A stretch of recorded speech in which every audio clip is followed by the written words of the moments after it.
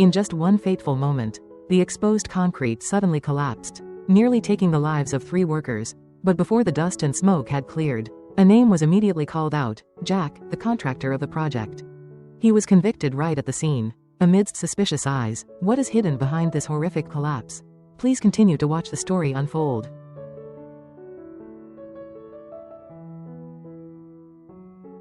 This project was a key project of the district.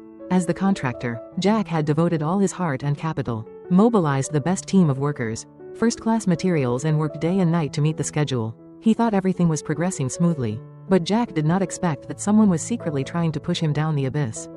In the 4th week of the project, an unexpected incident occurred. A piece of exposed concrete collapsed, almost crushing 3 workers working below. Everyone panicked, the press got involved, and the project management board requested a stop to the construction to investigate the quality. Jack was stunned. He knew that every bag of cement, every iron bar, every stage had been carefully checked by him. Yet now, people suspected him of embezzling from the project, embezzling raw materials for personal gain. That night, Jack did not eat or sleep. He wandered around the construction site, his eyes red with helplessness. Thien, the wife who always stood by his side, squeezed her husband's hand tightly, saying firmly, "I trust you. If someone sets a trap, we will expose him." And then, everything gradually became clear. A young worker in the team, named Hao, suddenly came to find Jack in the middle of the night. In the flickering light, he trembled as he recounted, "I saw Mr. Thien, the former construction site manager, secretly changing the construction drawings of a section of the foundation. He also told me not to say anything if I didn't want to be fired." Thien, who had competed with Jack for the contract but failed. Only then did Jack understand, the ceiling collapse was not due to a construction error, but a deliberate sabotage plan.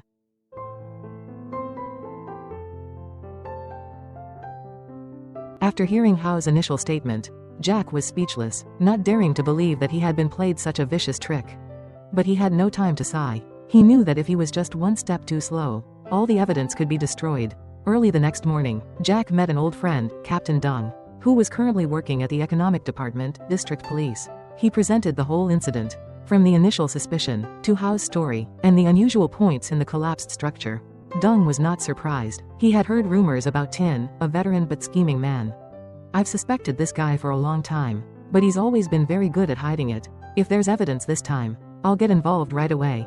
A task force was immediately dispatched to the scene that night. The scene at the construction site at 11 p.m. was really tense. Flashlights were scanning everywhere. Shadows were moving silently, the sound of cameras clicking, the sound of pens scratching continuously. Hao was kept in an old container truck for safety. There, he signed the report, handing over the recording he had secretly recorded from the conversation between him and Thien a few days ago. "Just do as I say. No one will check. Just stop the project and that's enough. I'll take care of the rest."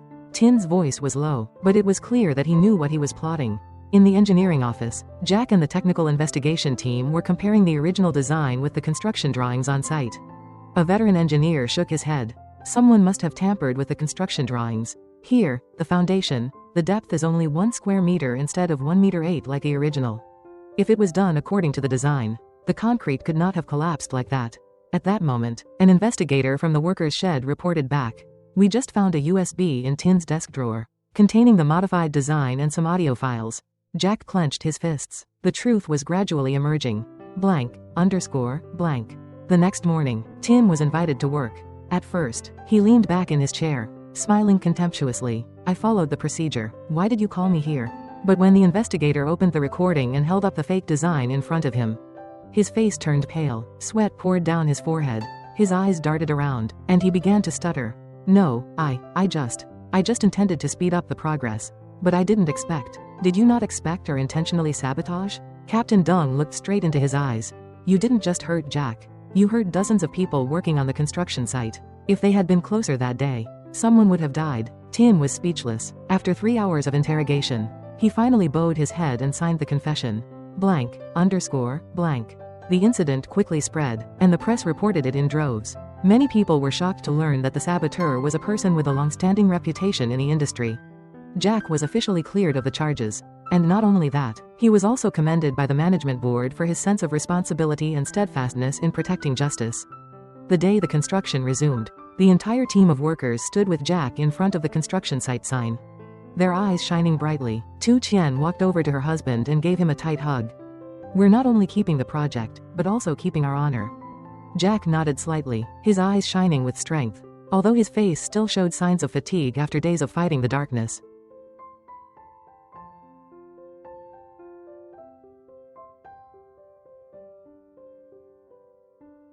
Three weeks after the shocking investigation, the weather had just changed. The hot sun was no longer harsh, giving way to a gentle breeze that blew through the trees around the construction site, where Jack and his team had sweated to build each brick and each foundation.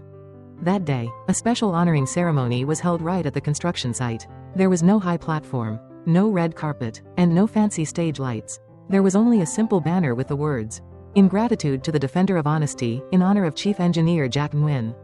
The stands were rows of hastily arranged wooden chairs, with villagers, workers, technical staff, and representatives from the district committee sitting on them. Everyone was present, including those who had doubted him. When Jack's name was announced, applause echoed throughout the construction site, louder than the sound of the concrete mixer. Farther than the workers' whistles every morning. Jack stepped forward. He wore a white shirt that was a bit old from the dust of the construction site. But it was neatly ironed. His face was tanned, his eyes were determined, no need to be flashy. Jack exuded the aura of someone who had gone through storms but still maintained his kindness. The representative of the Department of Construction shook his hand firmly, presented him with a certificate of merit and an honorary badge. "You are not only a good worker, but also a person who maintains character in a time when trust is being tested. We are proud to have people like you." Thien stood below, her eyes red. She squeezed Jack's mother's hand.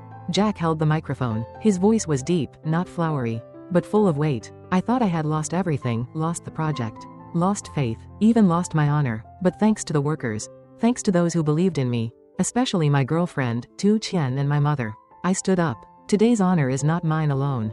It is a reward for all those who believe that keeping a conscience is still possible in this era." No one applauded, because everyone was still choking.